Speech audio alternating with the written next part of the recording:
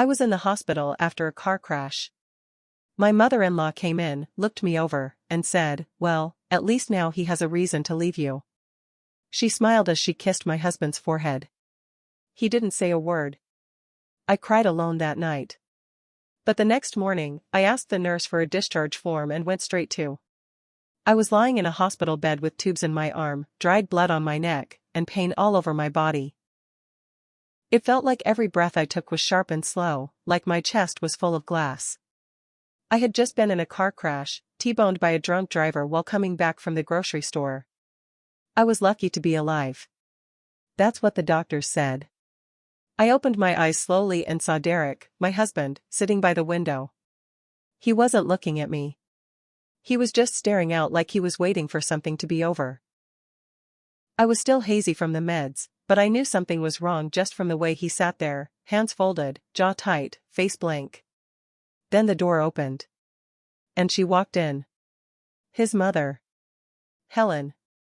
I swear I felt the air in the room change the second she stepped inside. She didn't rush to my side. She didn't ask if I was okay. She didn't even flinch when she saw the bandages and bruises all over my body. She just looked at me. Up and down. Cold. And then she said it. "Well," she muttered, like it was some passing thought, "at least now he has a reason to leave you." Then she walked over to Derek, kissed him on the forehead like he was a little boy, and smiled. Like she was proud of him. Like my accident was the best thing that could have happened. I waited. I looked at Derek. I needed him to say something. Anything. But he didn't say a word. He just sat there.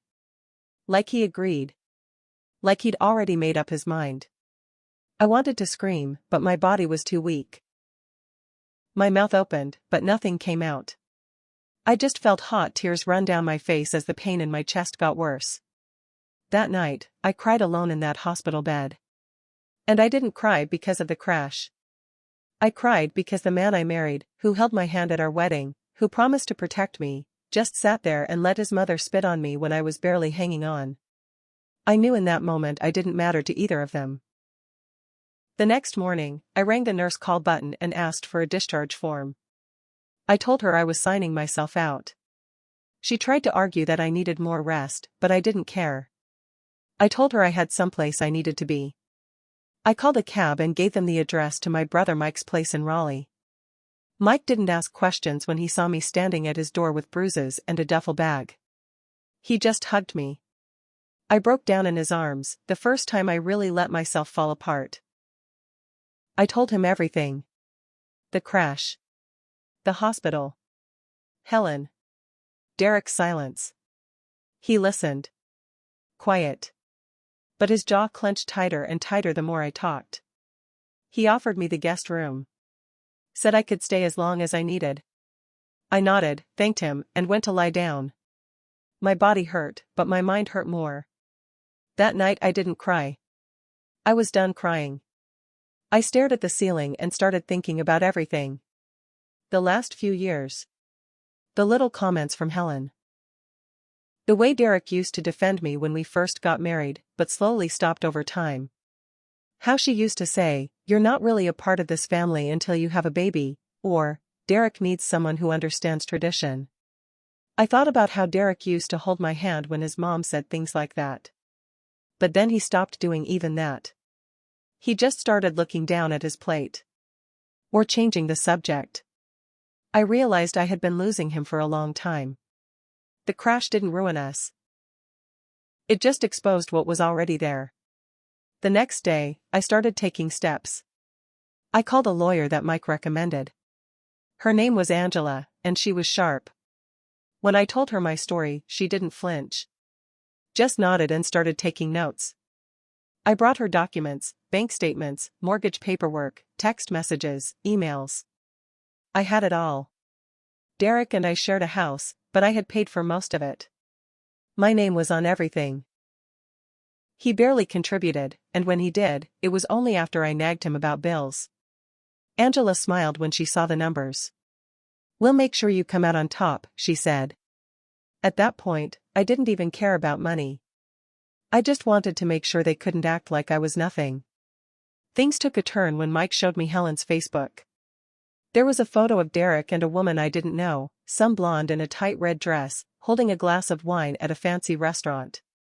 The caption read, "Some people bring out the best in you. So proud of you, son." It was posted 2 days after the accident. 2 days. That's when it all made sense. He already had someone else. He wasn't just cold at the hospital. He was already gone. He had moved on while I was still bleeding in the back of an ambulance. And his mother knew. She had probably known the whole time. That's why she smiled. That's why she said what she said. She wanted me gone. And they thought they got what they wanted. But I wasn't done yet. I still had access to our shared cloud account. It auto-synced everything, photos, text logs, even voice memos. I hadn't checked it in months. But I logged in that night and found a goldmine. There were videos. Derek and the woman, her name was Stacy, together at different places. Hotels, restaurants, parks. One video had them sitting in a car, laughing. "She thinks we're still just going through a rough patch," Derek said, shaking his head.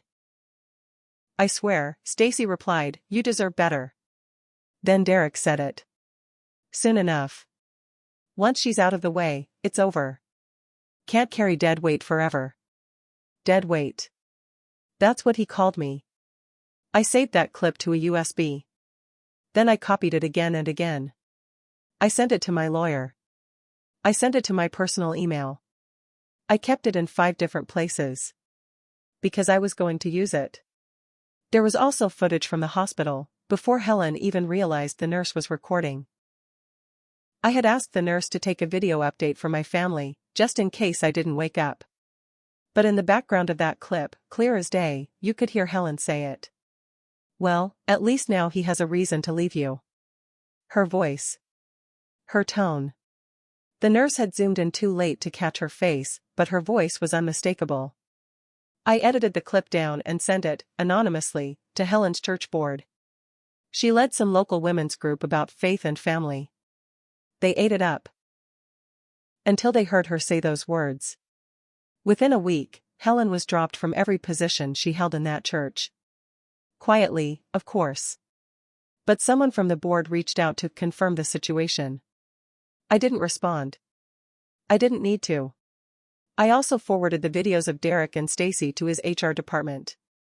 He worked in a mid-level management job at a flooring company in Chapel Hill, and Stacy was one of his subordinates. The company had a strict ethics policy. I got a call from one of his coworkers 2 weeks later. Not on purpose. She thought she was calling someone else. But before I could tell her she had the wrong number, I heard, "Yeah, they let him go.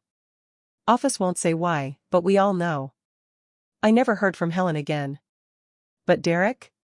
He started calling. The first voicemail was angry. Said I was childish. Said I overreacted. Blamed the divorce papers on Mike, like I couldn't think for myself. The second voicemail was panicked. He said Stacy left. That things were complicated.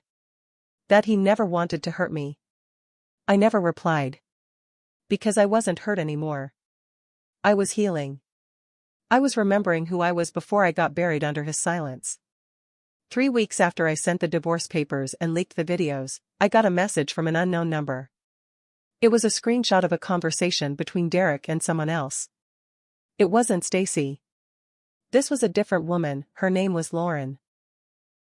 In the screenshot, Derek was telling her that I was crazy, that I had faked being hurt worse than I was, and that I was spiteful because he moved on.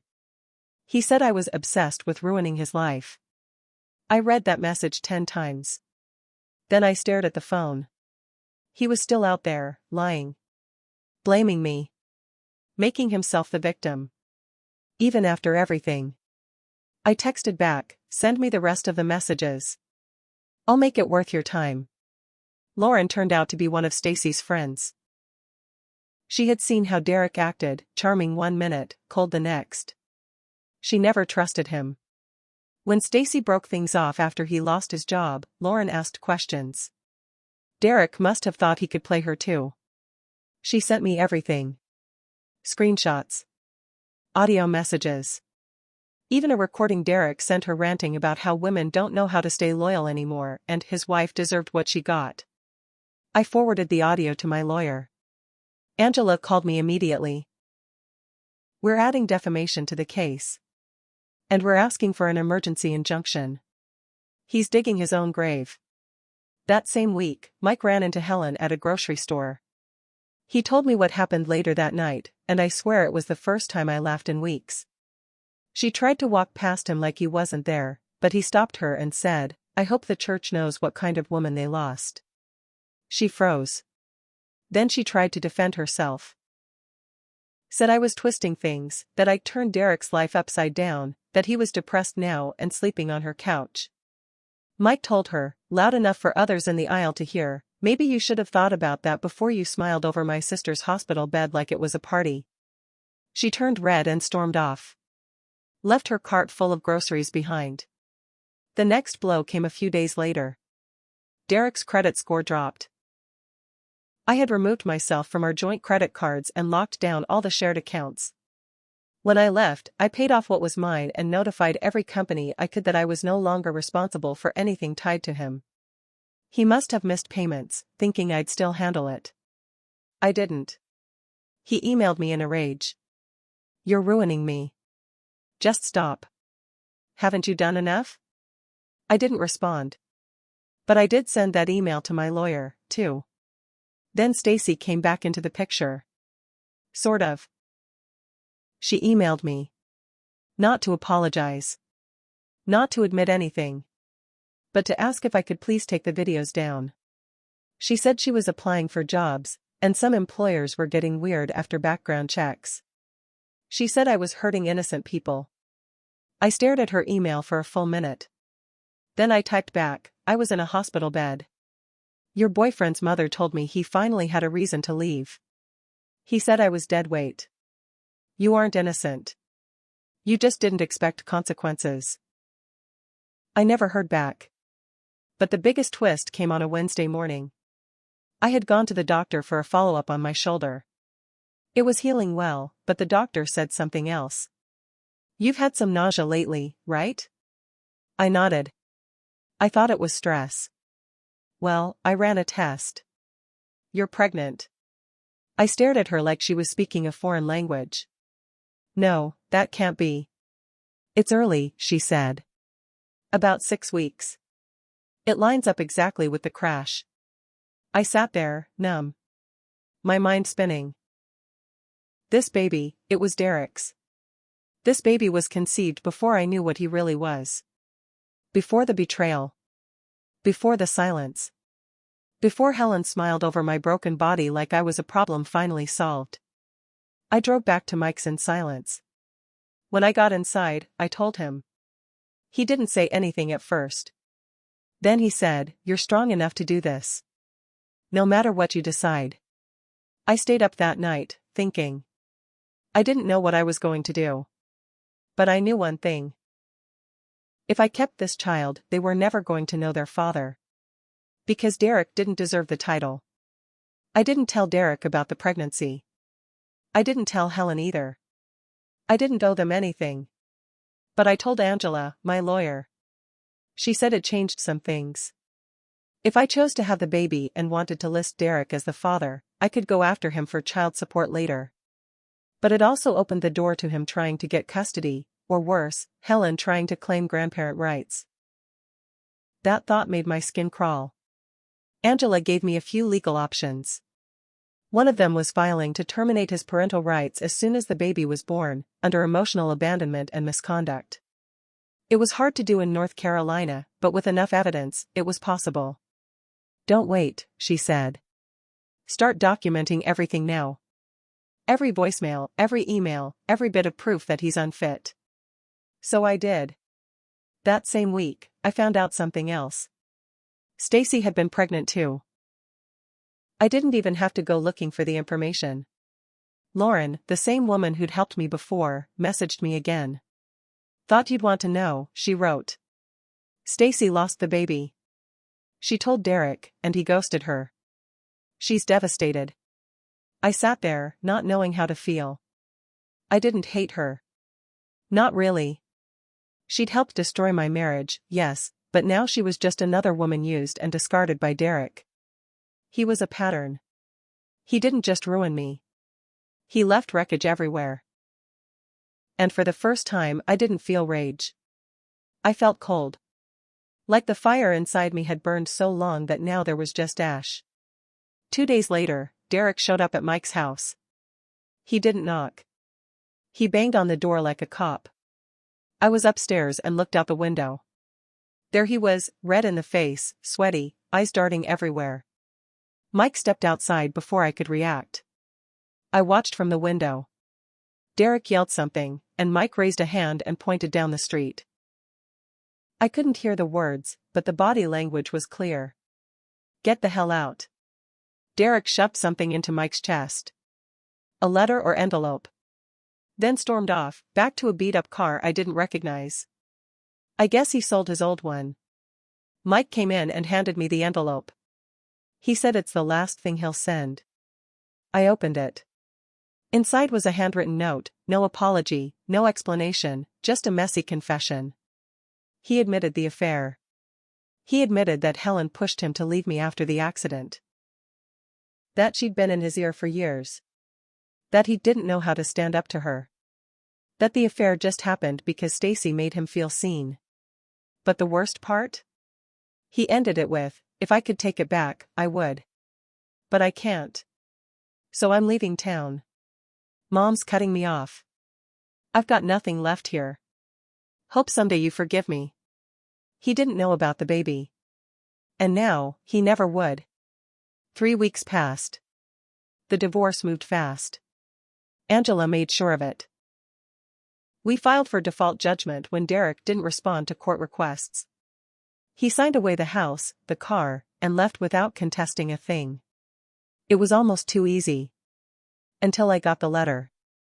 Not from Derek. From Helen. Mailed in a thick cream envelope with her signature handwriting. I opened it slowly, hands shaking. Inside was a single-page letter. Neat, controlled. Fake sweet. I heard what happened. I'm so sorry my son hurt you. I hope you're healing. I hope you find peace. If you ever need anything, don't hesitate to reach out. After all, we were family once. No apology. No ownership. Just a veiled message. And then the last line, if you're pregnant, I hope you'll consider what's best for the child. Every child deserves to know where they come from. That's when I knew. She knew. She found out. I told Angela. She said Helen might try to petition for visitation in the future if I had the baby. She was known in the community, connected. And in some North Carolina counties, grandparents can try to get limited rights, especially if a parent is out of the picture. It was legal manipulation. Helen was planning ahead. I made a decision right then. I wasn't going to run. I was going to end this.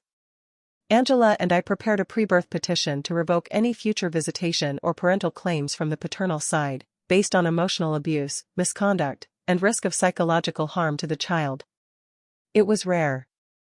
But the evidence was strong. Videos, audio, witness statements, all showing Helen's behavior and Derek's neglect. Angela said, "We're going nuclear." You sure about this?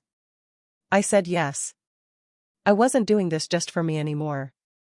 I was doing it for the life growing inside me. But the biggest twist came when a woman showed up at Mike's door one rainy afternoon. Her name was Mel. And she said, I used to be engaged to Derek, 5 years ago. He left me 2 weeks before our wedding. I just found out about everything. I think we need to talk. I stood there staring at Mel. She was soaking wet from the rain, her eyes red like she'd been crying on the drive over. Mike stepped back and let her in. She didn't waste time. I was with him for 3 years, she said, sitting on the couch, her fingers shaking. He left me 2 weeks before our wedding.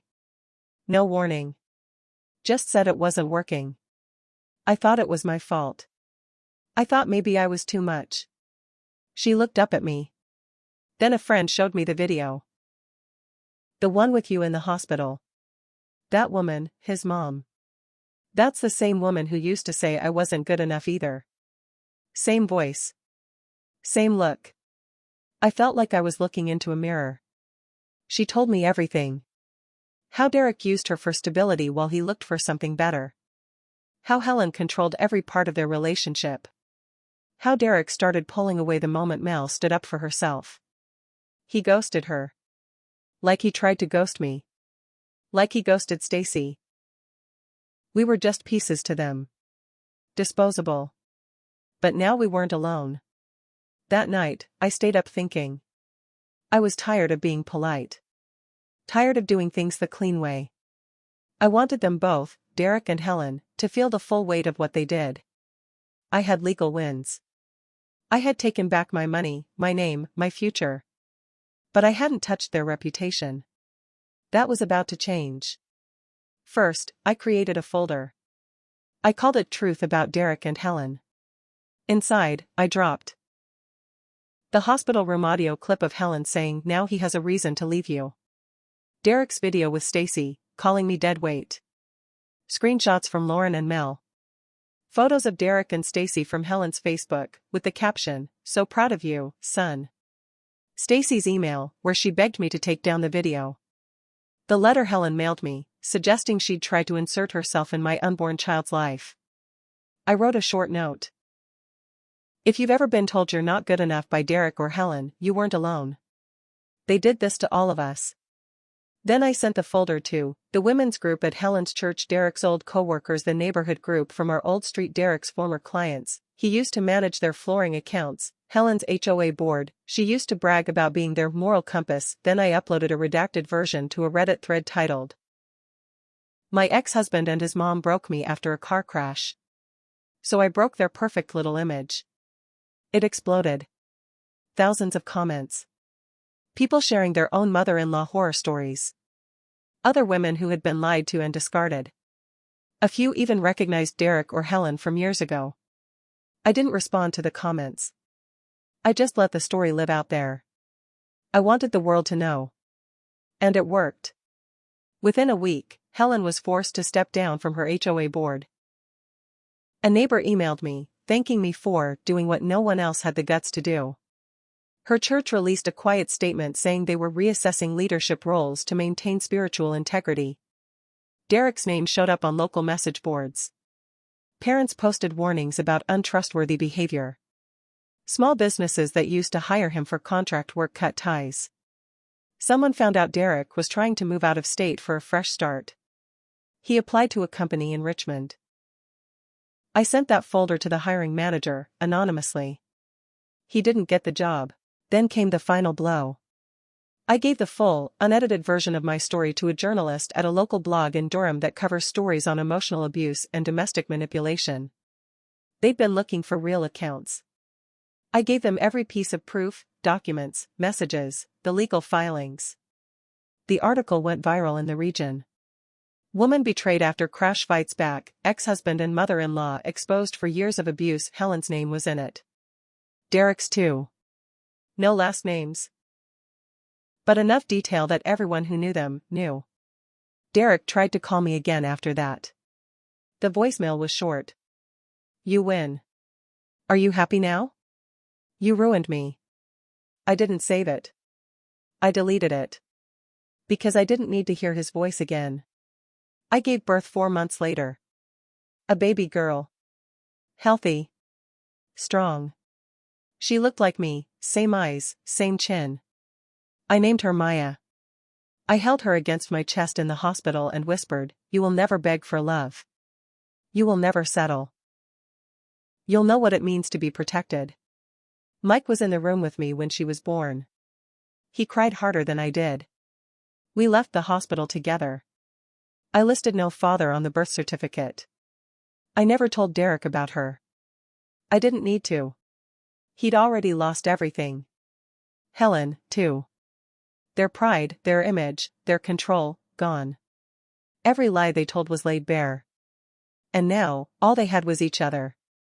Two bitter, broken people sitting in the ruins of their own making. I rebuilt my life piece by piece. Found a new job. Saved money. Started therapy. Started smiling again. Mel and I stayed in touch. She's dating someone new now. Good guy, kind eyes. Stacy moved out of town. I heard she started over too. I don't forgive her, but I don't hate her anymore. As for me? I sit on the porch with Maya in my arms and think back to that hospital bed, when I thought I had no one and nothing left. Turns out, that was the moment I got everything I needed. Myself. My voice. And revenge that hit harder than any wreck ever could.